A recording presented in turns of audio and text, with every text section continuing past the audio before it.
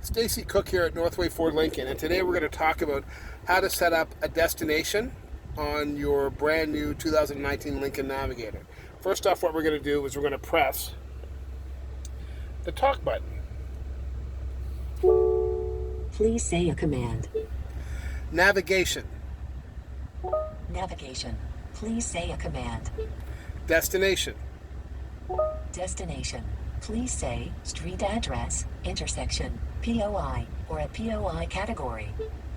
Street address. In Ontario, please say the street address, including the city. To search in another state, say change state. 300 King George Road, Brantford.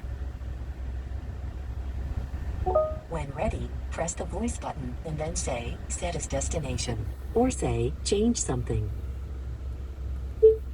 Set as destination.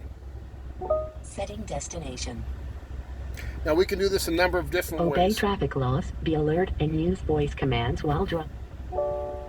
Please say a command. Cancel. Canceling.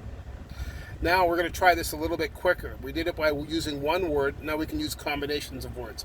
Going to press the same button. Please say a command.